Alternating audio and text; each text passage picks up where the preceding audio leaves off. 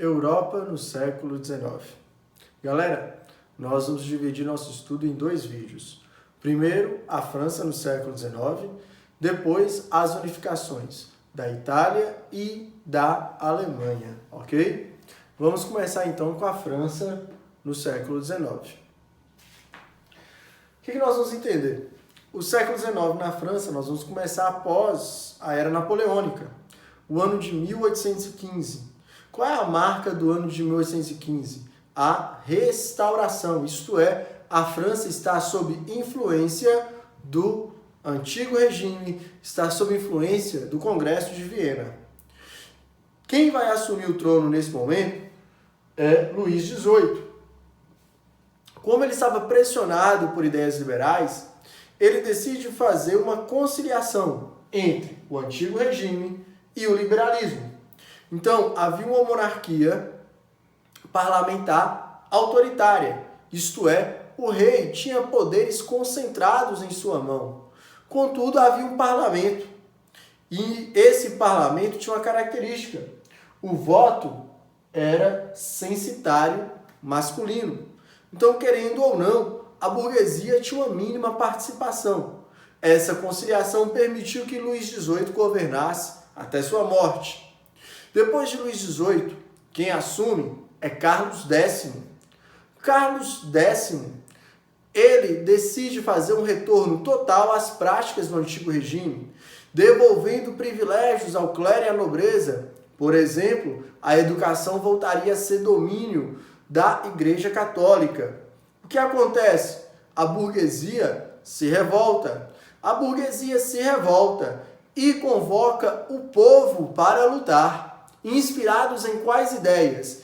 Inspirados em ideias iluministas. Por isso que nós falamos que a Revolução de 1830 é uma repetição da Revolução de 1789. Você tem a burguesia liderando o povo, baseado em ideias liberais e iluministas contra o antigo regime. E essa Revolução de 1830 irá derrubar o governo de Carlos X. Por isso, a burguesia lidera o povo contra o antigo regime, baseado em ideias liberais. Qual é o ponto mais interessante? A Revolução de 1830, ela vai se internacionalizar. A Revolução de 1830, ela se internacionaliza, ela se espalha para outras regiões. A exemplo, a Bélgica faz sua independência da Holanda. Itália e Alemanha iniciam seus primeiros movimentos de unificação. E a Polônia, mesmo fracassada, enfrenta os russos.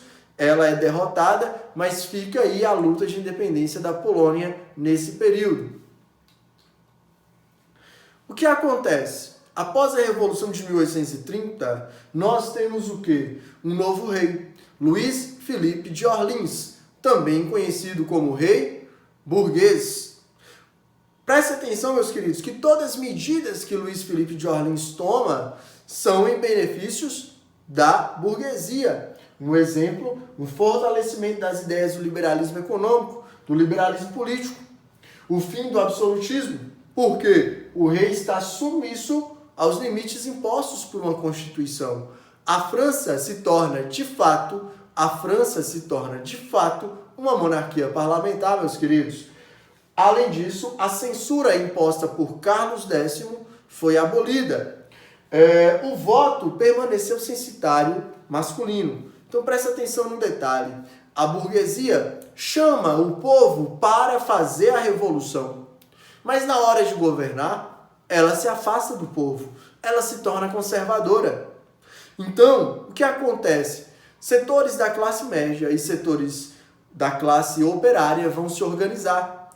A oposição a Luís Filipe de Orleans e seu governo burguês, a oposição se dá com republicanos e socialistas. Republicanos e socialistas têm em comum que duas reivindicações: república e sufrágio universal masculino. Vou repetir: república e sufrágio universal masculino. Isso é essencial para os dois grupos que se unem contra Luís Filipe de Orleans. Eles são perseguidos e, por serem perseguidos, eles organizam banquetes para esconder, camuflar suas reuniões políticas. Foi a chamada política dos banquetes. Essa oposição vai até o ano de 1848, quando acontece uma nova revolução. A Revolução de 1848 foi uma revolução republicana. Como ela aconteceu? Preste atenção, a década de 1840 é marcada por uma grave crise agrícola e econômica na França. E depois essa crise econômica também chega a outros lugares da Europa, gerando escassez de alimentos e inflação. Logo, uma forte insatisfação popular. Preste atenção que a Revolução de 1848, na França, ela tem forte caráter liberal e também forte caráter socialista. O que acontece?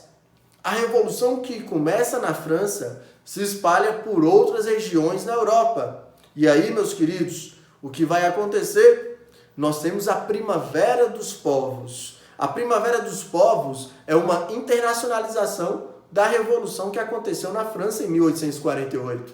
Então, preste atenção. A revolução iniciada na França se espalha por toda a Europa e chega até a América. Vocês vão estudar a história do Brasil, que nós temos a Revolução Praieira, que foi influenciada no seu manifesto ao mundo pelos eventos da Primavera dos Povos. Preste atenção em outro ponto também. Quais são as influências intelectuais da Primavera dos Povos? O liberalismo e o nacionalismo. Liberalismo e nacionalismo. Liberalismo e nacionalismo são as principais influências da Primavera dos Povos, das demais revoluções que aconteceram na Europa em 1848. Qual a característica? Movimentos populares que vão derrubar governos conservadores ou governos do antigo regime. Preste atenção que eles derrubam esses governos conservadores, eles derrubam os governos do antigo regime e estabelecem governos parlamentares ou governos democráticos. Entendam que esse momento é um momento mais radical. Mas qual é o problema? As forças conservadoras se adaptam. A burguesia e a nobreza se adaptam ao regime liberal, ao regime democrático, aos regimes parlamentares e voltam ao poder. Por isso que se fala que, da mesma forma que a revolução começou, ela termina rapidamente, porque as forças conservadoras se adaptam à nova instituição parlamentar, as forças conservadoras se adaptam às novas instituições democráticas e voltam ao poder por meio de eleições. Vamos ver o caso francês. Em 1848, foi proclamada a Segunda República da França. Lembra que a primeira foi a Convenção Jacobina. Estabeleceu-se, então, um governo provisório. Esse governo provisório, ele é de influência liberal, porque propõe o sufrágio universal masculino, e ele é de influência socialista. Nesse momento, a influência é o socialismo utópico. Preste atenção. Sufrágio universal masculino, uma proposta liberal. Liberdade de imprensa, liberal. Oficinas nacionais, gerar emprego, combater o desemprego que afligia a classe trabalhadora. Isso é socialista, nesse caso, socialismo utópico. Redução da jornada de trabalho, também uma proposta da classe trabalhadora de grupos socialistas. As eleições de 1848 ocorrem, eleições democráticas. Socialistas perdem as eleições. Quem vence é o partido da burguesia, que elege Luiz Bonaparte, sobrinho de Napoleão I, sobrinho de Napoleão Bonaparte. Luiz Bonaparte é eleito com os votos de quem? Da burguesia e dos camponeses. Por quê? Porque os camponeses tinham simpatia por Napoleão I e acreditavam que Luiz Bonaparte seria tão bom para os camponeses quanto Napoleão I foi. Preste atenção que os socialistas se revoltam porque não aceitam os resultados eleitorais. As tropas da República derrotam a revolta socialista. Foram 3.000 execuções, 3.000 pessoas mortas e aproximadamente 15.000 membros do movimento socialista foram exilados. Luiz Bonaparte é sobrinho de Napoleão I. Ele fez uma pacificação interna da França e, ao mesmo tempo, garantiu crescimento econômico com incentivo para a burguesia, para a industrialização da França. Observem que ele vai fazer um plebiscito, assim como o tio Napoleão Bonaparte fez. Alguns dizem que é o segundo 18 Brumário, o 18 Brumário de Luiz Bonaparte, uma expressão tirada dos escritos de Marx. Esse plebiscito foi vencido por Luiz Bonaparte, que foi coroado imperador como Napoleão III. Observem que o primeiro Napoleão, Napoleão Bonaparte, ele era revolucionário. Ele queria tirar o poder das classes conservadoras, clero, nobreza, e transferir o poder para o terceiro estado, para a burguesia. Agora, Napoleão III é um conservador. Ele defende as classes que estão no poder, a burguesia, e impede quais classes de se revolucionarem? O proletariado. Então, enquanto Napoleão I é revolucionário, Napoleão III é conservador. Preste atenção, então, que quando eu falo Luiz Bonaparte e Napoleão III, é a mesma pessoa. A República Francesa, então, vai de 1848 a 1852. De 1852 a 1871, nós entramos no Segundo Império Francês, ou Império Napoleônico. Segundo Império Napoleônico, que nada mais é que uma ditadura centralizada na figura de Napoleão III. Ele vai continuar a modernização econômica, isto é, ele mantém a França se industrializando, nesse caso, já é a segunda revolução industrial. Preste atenção também que um dos símbolos dessa riqueza foi a Reforma de Paris. As grandes avenidas vão substituir as muralhas medievais. Paris se torna a cidade mais moderna, com iluminação a gás, grandes avenidas. E Paris se torna, então, o centro intelectual, artístico e filosófico da Europa nesse período. As grandes vanguardas artísticas da época, as grandes vanguardas, surgem aonde? Na França. Continuando, Napoleão III queria transformar esse crescimento econômico, esse poder das vanguardas, das intelectualidades, também em influência política dentro da Europa. Napoleão III vai levar a França a várias guerras por meio da política das nacionalidades. Na política das nacionalidades, Napoleão III propõe fortalecer a autonomia de outros países da Europa, apoiando a unificação da Itália, apoiando a unificação da Alemanha. Qual o resultado, meus queridos?